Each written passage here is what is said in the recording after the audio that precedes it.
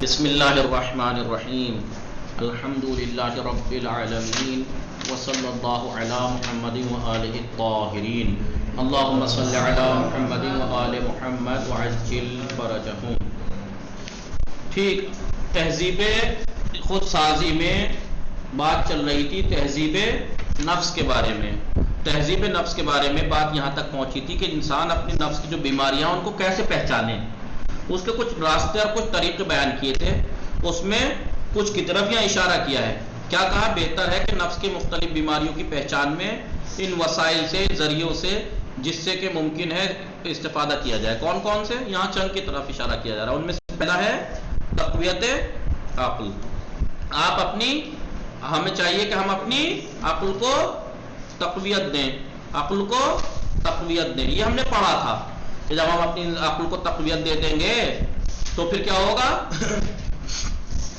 انسان غور و فکر کرے گا، تعقل کرے گا۔ اپنی عقل کو جب ہم مضبوط رکھیں گے تو پھر اسے سمجھ میں آئے گا کہ ہم کیوں خلق ہوئے ہیں۔ یہ بات ہم نے پڑھی تھی۔ دوسرا طریقہ جو ہمیں آج پڑھنا ہے، ہم یہ پڑھ چکے تھے، عمل سے پہلے فکر کرنا۔ عمل سے پہلے ہم سوچیں تو ہمیں پتہ لگے گا سب۔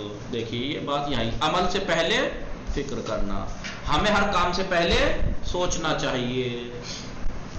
عقل کے قوی کرنے میں، جو ہم نے پہلا اس سے پہلا والا پڑھا، عقل کے قوی کرنے میں ہمیں کوشش کرنی چاہیے کہ کسی کام کے انجام دینے سے پہلے سوچنا چاہیے۔ پہلے ہم عقل کو مضبوط کریں گے، جب عقل مضبوط ہوگی، تقویت دیں گے، تو پھر ہم ہر کام سے پہلے اس کا نتیجے پہ غور کریں گے کہ بھائی اگر یہ میں کام انجام دے رہا ہوں اس کا نتیجہ کیا نکلے گا۔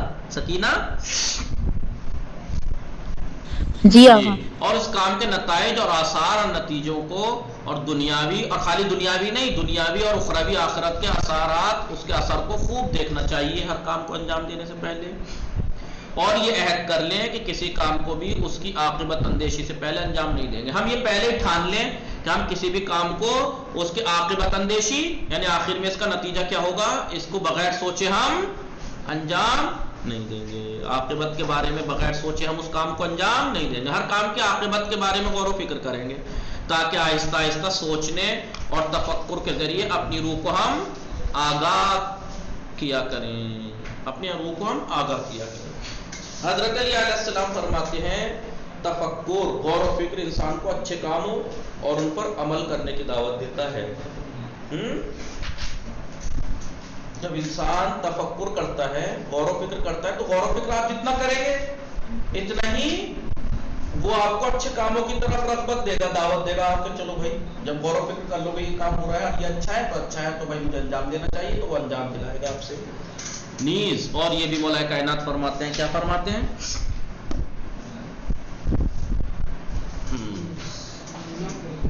تو کیا فرماتے ہیں؟ تفکر، غور و فکر کرنا انسان کو اچھے کاموں اور ان پر عمل کرنے کی دعوت دیتا ہے۔ مولا کائنات کی حدیث ہے، کیا ہے وہ؟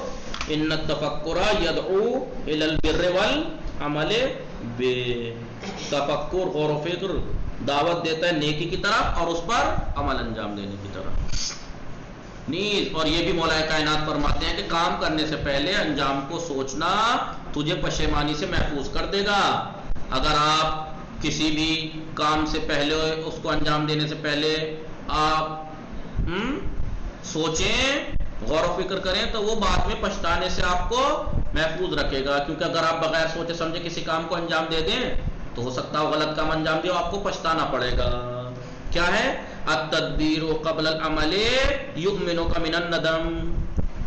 ٹھیک ہے، عمل سے پہلے غور و فکر کرنا تجھے بچاتا ہے شرمندہ ہونے سے، پچھتانے سے۔ ایک شخص رسول خدا کی خدمت میں حاضر ہوا اور عرض کی، یا رسول اللہ صلی اللہ علیہ وآلہ وسلم، مجھے کسی کام کی فرمائش کریں، مجھ سے آپ کسی کام کی فرمائش کریں۔ تو آپ نے فرمایا کیا تم میرے کہنے پر عمل کرو گے؟ ٹھیک ہے، اس نے کہا ہاں یا رسول اللہ، جی۔ اس سے یہ سوال اور آپ صلی اللہ علیہ وسلم کا یہ جواب 3 دفعہ رد و بدل ہوا۔ اس کا یہ سوال، جی رسول اللہ میں مانوں گا۔ آپ نے پوچھا تو میری بات مانے گا؟ کہ جی مانوں گا۔ تو میری بات مانے گا، عمل کرے گا؟ جی۔ 3 مرتبہ ہوا ایسا، ٹھیک ہے۔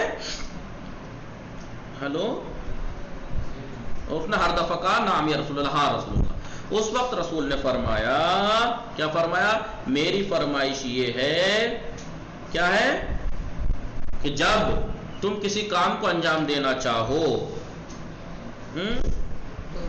تو اس کے انجام کے بارے میں، اس کے آخرت کے بارے میں، اس کے نتیجے کے بارے میں پہلے خوب غور و فکر کر لو.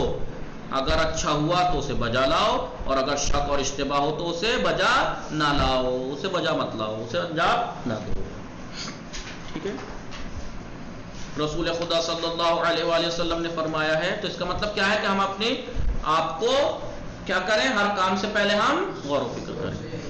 رسول خدا نے فرمایا ہے کہ جلد بازی لوگوں کو ہلاکت میں ڈال دیتی ہے.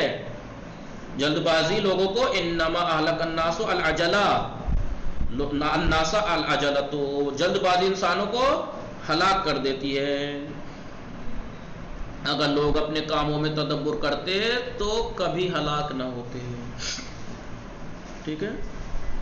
یا پیغمبر اسلام صلی اللہ علیہ وسلم نے فرمایا ہے کہ انجام کو سوچنا اور جلد بازی نہ کرنا یہ خدا کی طرف سے ہے، اور جلد بازی کیا ہے؟ یہ شیطان کی طرف سے.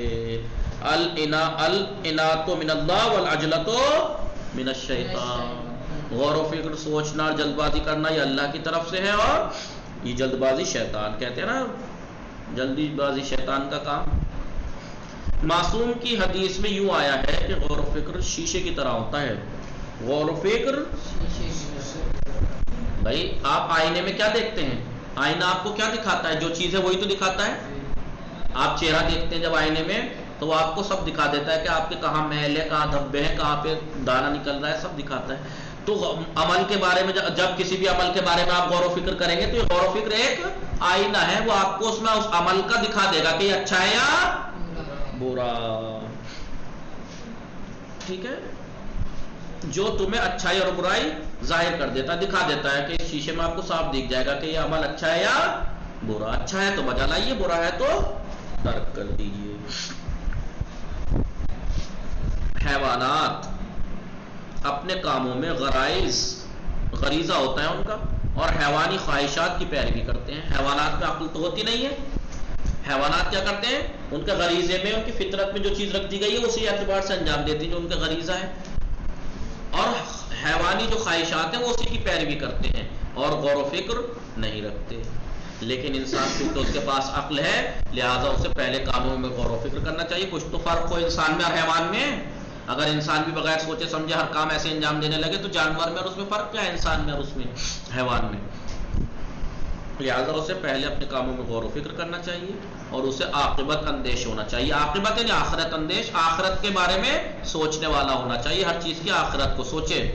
گرچہ انسان بھی وہی حیوانی غرائز اور خواہشات رکھتا ہے، وہی حیوانی غرائز اور خواہشات انسان کے اندر بھی ہیں، لیکن ان سب کے ہونے کے باوجود جو حیوانات کے اندر غرائز اور خواہشات ہیں وہ انسان کے اندر ہیں.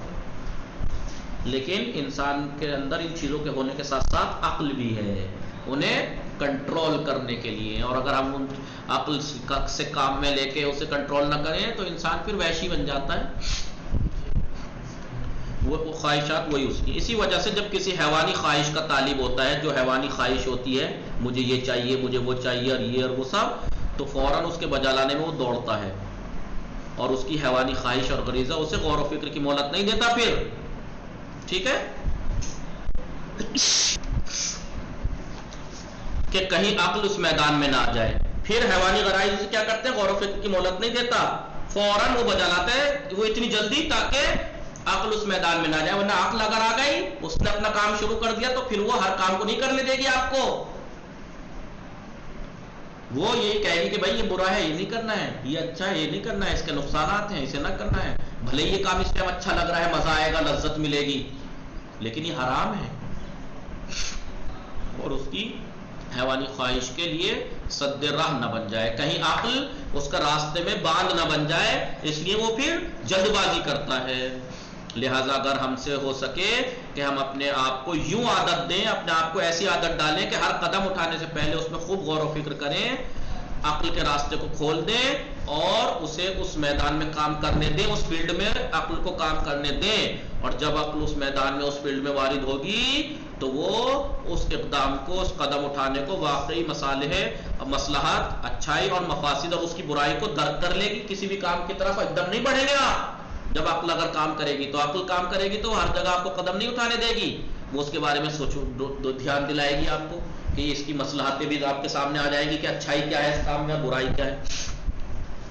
اور حیوانی خواہش اور تمایلات اور اس کے جو رجحان ہے اس میں وہ پھر اعتدال پیدا کر دے گا، نہ افراط نہ تفریط، درمیانی راستے پہ لا دے گا، اور ہمیں تکامل انسانی جو تکامل ہے اس کے صراط مستقیم کی ہمیں وہ رہنمائی کرے گا۔ اور جب عقل طاقتور ہوگی اور جسم کی مملکت، جسم کی حکومت میں حاکم ہوگی عقل، تو پھر وہ انسان کے داخلی دشمنوں کو، اس کی نفسانی بیماریوں سے ہمیں آگاہ کر دے گی، عقل ہمیں بتا دے گی، عقل ہمیں، اور اس کے علاج اور اس کے روکنے کی طرف ہم انسان پھر متوجہ ہو جائے گا۔ اسی لیے قرآن اور احادیث میں غور و فکر اور تعقل اور تدبر کی بہت زیادہ تاکید اور سفارش کی گئی ہے۔ احادیث ہی میں نہیں، قرآن میں جہاں کے دیکھ لو، افلا یتدبرون، افلا تتدبرون، ہر جگہ کتنی جگہ ہے، لا تشعرون، کتنی جگہ، ٹھیک ہے، کتنی جگہ آتا ہے یہ۔ تو جب عقل کام کرتی ہے تو کیا ہوتا ہے، پھر وہ ہر کام کی طرف قدم نہیں اٹھنا دیتی انسان کا، پھر وہ اس فیلڈ میں آ کے جب کام کرتی ہے تو پھر انسان کو پھر حیوانی خواہشات کی پیروی نہیں کرنے دیتی۔ لیکن اگر آپ، کیونکہ جو غرائز حیوان کے اندر ہے، جو خواہشات حیوان کے اندر ہے وہ انسان کے اندر ہے، لیکن یہ عقل ہے جو اگر فیلڈ میں آ کے کام کرتی ہے تو پھر یہ ہر کام نہیں کرنے دیتی پھر، لیکن اسی لیے جلد بازی میں کرتا ہے انسان کام۔ اس لیے ہمیں عادت ڈالنی چاہیے کہ عقل ہر جگہ کام کرے ہماری۔ اس لیے آیات اور روایات میں بہت تاکید کی گئی ہے، افلا تتفکرون، افلا تتدبرون، افلا یتدبرون، لا تعقلون، لا یفقہون، کتنے یفقہون، یتدبرون، تعقلون، یہ سب اسی کے معنی میں تو ہیں۔ کیوں غور و فکر نہیں کرتے وہ لوگ؟ آپ کیوں غور و فکر نہیں کرتے؟ کیوں نہیں سمجھتے آپ لوگ؟ وہ کیوں نہیں سمجھتے؟ اسی طریقے کے الفاظ آئے ہیں قرآن میں کتنے۔ جی سکینہ، جی آغا، جی دیکھیے بہت زیادہ تاکید کی گئی ہے۔ تو دو مقام ہو گئے، پہلے مرتبے میں ہمیں کیا کرنا ہے، اپنی عقل کو تقویت دینی ہے، دوسرے میں ہر کام سے پہلے غور و فکر کی عادت ڈالنی ہے، تیسرے نفس کے بارے میں بدبینی، ہمیشہ اپنے نفس کے بارے میں اچھا مت سوچنا، ہمیشہ اس کی برائی کرتے رہو، اپنے نفس میں عیب نکالتے رہو، اپنے نفس میں اس کے کسی کام سے راضی مت رہو، اچھائی بھی انجام دے رہا ہے آپ کا نفس تب بھی اس پہ راضی مت ہو، ورنہ اکڑ جاؤ گے کہ یار میں نے تو اتنا اچھا کام کر دیا، تکبر آ جائے گا۔ ہمیشہ اس پہ اعتراض کرتے رہو، اعتراض کرتے رہو، اعتراض کرتے رہو، نہیں تو نے اتنی نیکی کر لی، تجھ سے بڑے بڑے نیکی کرنے والے، تو نے کیا نیکی کر لی بھائی؟ تو پھر انسان اس سے کیا ہوگا، اور نیکی کرنے کے لیے ارادہ کرے گا۔ پھر سمجھ رہی ہے سکینہ کیسے اپنے نفس کے بارے میں بدبین، یعنی برا سوچنا اپنے نفس کے بارے میں۔ جب آپ اپنے نفس کی باتوں میں کمیاں اور عیب نکالتے رہو گے تو کسی اچھائی پہ آپ راضی نہیں رہو گے، اس سے زیادہ اچھائی، بڑھ کے اچھائی کرنے کی ارادہ رکھو گے پھر، ٹھیک ہے؟ جی آغا۔ اگر نفس کے بارے میں بدبینی، نفس کے بارے میں بدبینی، آگے دیکھیے، ایک منٹ، اگر انسان اپنے اندر کو دیکھے، اپنے اندر کو دیکھے، اندر یعنی پوری زمین اس کے اندر، اپنے اندر جھانک کے دیکھے اور اپنی نفسانی صفات کو انصاف کی نگاہ سے تولے، ہمیں اپنے نفس کو انصاف کی نگاہ سے تولے آپ، تو پھر وہ کیا کرے گا، وہ اپنی بیماریوں، نفسانی بیماریوں اور عیوب سے پھر وہ آگاہ ہو جائے گا۔ انصاف کی نگاہ سے دیکھو اپنے آپ کو، بس ہمیشہ اپنی بچاؤ مت کرو ہر چیز میں کہ میں صحیح ہوں، کیونکہ انسان سب سے زیادہ کس سے ہوتا ہے، اپنے آپ سے سب سے زیادہ آگاہ کون ہے؟ انسان اپنے آپ سے سب سے زیادہ آگاہ ہوتا ہے، جانکاری۔ آپ دوسروں کس سے زیادہ اپنے آپ بارے میں جانکاری، ہر انسان اپنے بارے میں زیادہ جانکاری رکھتا ہے کہ نہیں؟ جی آغا۔ بھائی آپ سے میں اتنے اچھے سے مل رہا ہوں، اخلاق سے مل رہا ہوں، کردار سے مل رہا ہوں، آپ سب کہہ رہے ہیں یار کتنا اچھا ہے، نگاہوں سے شرافت ٹپکتی ہے، یہ وہ ہے، لیکن میں اندر میں کیسا ہوں وہ تو مجھے پتا ہے۔ ہے کیا میں ایسا ہی ہوں جیسا میں لوگ مجھے سمجھ رہے ہیں، یا میں الگ ہوں، میں بااخلاق ہوں، با کردار ہوں، یہ کہیں میں دکھانے کے لیے تو نہیں ہوں، حقیقت میں بھی میں ایسا ہی ہوں؟ تو یہ کہنے کا مقصد ہے، یعنی انسان اپنے آپ سے بخوبی واقف ہے، یعنی اپنے اندر نیکی اور بدی کے وجود کو سب سے زیادہ انسان اپنے آپ ہی سمجھتا ہے، لیکن عذر لانے کے پردے، وہ بہانے لانے کے پردے اپنی بصیرت کی آنکھ پر ڈال رکھتا ہے۔ انسان کیا کرتا ہے، ایک کام فلاں نے کیا، وہ کتنا برا کر دیا، گھٹیا آدمی ہے، یوں ہے، خود نے کر دیا، وہ چلو میری تو مجبوری تھی، اپنے لیے بہانے لاتا رہتا ہے، بہانوں کے پردے اپنی آنکھوں پہ ڈال لیتا ہے، اس لیے انسان گناہوں میں پڑ جاتا ہے۔ لیکن اگر یہ بہانوں کے پردے اپنے لیے انسان نہ لائے، یہ پردے ہٹا دے، اپنی کمیوں کو کمی مانے اور اپنی اوپر عیب نکالتا رہے، تو کیا ہوگا، پھر وہ اچھائیاں کرتا چلا جائے گا۔ لیکن ہم میں سب سے مشکل اور مصیبت یہ ہے کہ ہم فیصلے اور حکم دینے میں غیر جانبدار نہیں رہتے، یعنی ہم نپکش نہیں رہتے۔ غیر جانبدار یعنی غیر جانبدار یعنی نپکش، نپکش کسے کہتے ہیں، کسی کا پکش نہ لینا، ہم کسی نہ کسی کا پکش لیتے ہیں۔ یہ پرابلم ہے ہمارے ساتھ، جب ہم فیصلہ دیں گے، مثال کے طور پر دو لوگوں میں لڑائی ہوئی اور ہم سے کہا فیصلہ کر دو، تو میں نے دیکھا ان دونوں میں فلاں یہ والا لڑکا جو ہے میرا سے ذرا قریبی ہے، یا میرا دور کا رشتہ دار ہے، یا قریب کا رشتہ دار ہے، تو ہاں غلطی اس کی ہوگی تو اس کو بچانے کی کوشش کروں گا میں۔ یہ ہمارے اندر ایسے ہی اپنے نفس کے بارے میں جب ہم فیصلہ کرنے بیٹھتے ہیں تو ہم، بھائی آپ نپکش جانچ کیجئے، کسی کا پکش نہ کیجئے کہ میں ہوں یا میرا رشتہ دار ہے تو اس کا مطلب کیا وہ گناہ نہیں کرے، غلطی ہے تو کہیے اس سے۔ تو یہ کہہ رہے ہیں کہ ہماری پرابلم یہی ہے کہ ہم حکم دینے میں نپکش نہیں رہتے، بلکہ اکثر اوقات ہم اپنے بارے میں خوش بین رہتے ہیں، اپنے بارے میں اچھا ہی سوچتے ہیں اور خود پسند ہوتے ہیں، اپنے آپ کو ہی پسند کرتے ہیں بس، اور ہم اپنے آپ کو اور اپنے کاموں کو اور اپنی صفات کو، اپنی گفتار کو، گفتگو کو، گفتار کو، چال چلن کو، رفتار کو بلا عیب سمجھتے ہیں، بلا عیب، مجھ میں تو کوئی کمی نہیں ہے، جب بھی کوئی بات ہوگی دوسرے کی کمی نکالوں گا، میں اپنی نہیں نکالوں گا۔ یہ ہمارے اندر پرابلم۔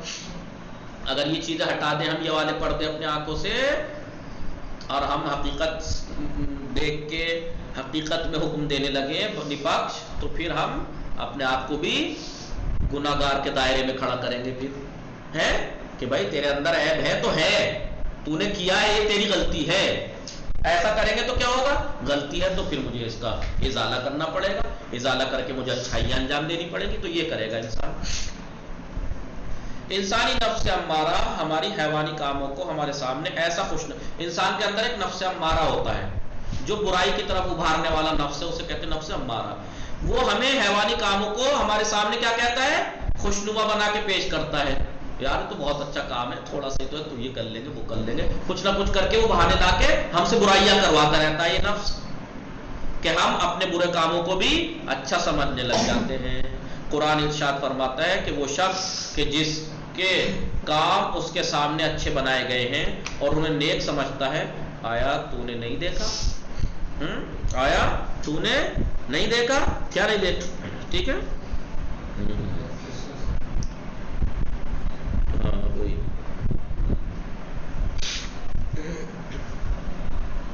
آگے دیکھیے، بس خدا جسے چاہتا ہے گمراہ کر دیتا ہے اور جسے چاہتا ہے اسے ہدایت دے دیتا ہے۔ آئیے، اسی لیے ہم اپنے عیبوں کو نہیں دیکھ پاتے تاکہ ان کی اصلاح کی کوشش کریں۔ اس مشکل کا حل یہ ہے کہ ہم ہمیشہ اپنے نفس پر بدگمان اور بدبین رہیں، ہمیشہ اپنے نفس کے بارے میں برائی سوچیں، اپنے بارے میں، اپنے نفس کے بارے میں کہ تو نے کیا کیا بھائی، تو عیبدار ہی ہے تو ہے، اور یہ احتمال، اور یہ ہمیشہ یہی احتمال دیتے رہیں، بلکہ یہ یقین رکھیں اپنے اوپر کہ ہم بہت سی برائیوں اور بیماریوں میں گرفتار ہیں، ہر وقت یہی یقین رکھیں ہم گرفتار ہیں، ہم بیمار ہیں، ہمارا نفس بیمار ہے، اس کو ہمیں صحیح کرنا ہے۔ ایسی حالت میں ہم اپنے نفس کے بارے میں سوچیں، اپنے نفس کے بارے میں سوچیں۔ جلدی سے یہ بات کو تمام کرتے ہیں، آگے چلتے ہیں۔ امیر المومنین علی علیہ السلام نے متقیوں کے صفات میں فرمایا ہے کہ ان کا نفس، متقیوں کا نفس ان کے نزدیک مورد تہمت اور بدگمانی میں قرار پاتا ہے۔ متقیوں کا جو نفس ہے ان کے نزدیک اس پہ وہ تہمت لگاتے رہتے ہیں ہر وقت کہ تیرا اپنے نفس کے اوپر کہ تو برا ہے، تو غلطیاں کر رہا ہے، تو صحیح پہ نہیں ہے، راہ راست پہ نہیں ہے، اور وہ اپنے کاموں میں پھر خوف کھاتے ہیں، جب بھی ان میں سے کوئی کسی کی تعریف کا مورد قرار پاتا ہے، اگر کوئی وہ اپنے نفس کی تعریف کرنے لگے تو وہ اپنی تعریف کیے جانے میں پھر اگر متقی لوگ جب وہ اپنے نفس کے اوپر ہمیشہ عیب نکالتے رہتے ہیں، پھر اگر متقی کی کوئی تعریف کر رہا ہے، مثال کے طور پر فرقان صاحب ہیں، یہ اپنے نفس متقی ہیں، اپنے نفس کی ہمیشہ عیب نکالتے رہتے ہیں کہ تو برا ہے تو برا ہے، اب میں ان کی تعریف کرنے لگوں، یار بھائی فرقان صاحب تو بہت اچھے ہیں، پڑھائی میں بہت نیک ہے، یوں ہے، بااخلاق ہے، باقی تو اب فرقان صاحب کو یہ کیا ہوگا، ڈریں گے ابھی تعریف سنتے ہوئے، یار نہیں جیسا یہ کہہ رہے ہیں میں ایسا نہیں ہوں، میرا نفس تو بڑا عیبدار ہے، میں گنہگار ہوں، میں ایسا نہیں ہوں، پھر وہ اپنی تعریف میں اکڑے گا نہیں، جیسے آج کل کیا ہوتا ہے ذرا سی تعریف کر دو کسی کی بس میں ہی ہوں، نہیں، متقی لوگ کیا ہوتے ہیں جب ان کی تعریف کی جاتی ہے تو کیا ہوتا ہے، ڈرتے ہیں اور کہتے ہیں کہ ہم اپنے نفس سے زیادہ واقف ہیں، ہمیں اپنے بارے میں خود زیادہ پتہ، خدا ہم سے بہت زیادہ آگاہ ہے، لہذا بزرگ بہت سی بڑی رکاوٹوں میں سے موانع یعنی رکاوٹوں میں سے ایک رکاوٹ جو اجازت نہیں دیتا کہ انسان اپنی نفسانی بیماریوں سے آگاہ ہو، جو اب انسان کی نفس کی بیماریوں سے آگاہ نہیں ہونے دیتی، ان رکاوٹوں میں سے سب سے بڑی رکاوٹ کیا ہے اور اصلاح کرنے کی اجازت نہیں دیتا، سب سے بڑی رکاوٹ وہ کون سی ہے، یہی اپنے آپ کو اچھا سمجھنا اور اپنے بارے میں حسن ظن رکھنا، اپنے بارے میں اچھا سوچنا، یہ ایک ایسی رکاوٹ ہے جو انسان کو اپنی بیماریوں سے آگاہ ہی نہیں ہونے دیتا کہ میرا نفس بیمار ہے۔ اگر یہ رکاوٹ دور کر دی جائے اور بطور انصاف انسان کے طور پر یہ احتمال دیتے ہوئے کہ ہم میں عیب موجود ہیں اپنے آپ کو پایا جائے تو اس وقت ہم اپنی بیماریوں کو بھی پہچان لیں گے اور ان کی پھر اصلاح، جب بیماری پتہ لگ جائیں گے تو پھر اصلاح بھی کریں گے۔ وصلی اللہ علی محمد وآلہ الطاہرین۔ چوتھا ہم کل پڑھیں گے، روحانی طبیب کی طرف رجوع۔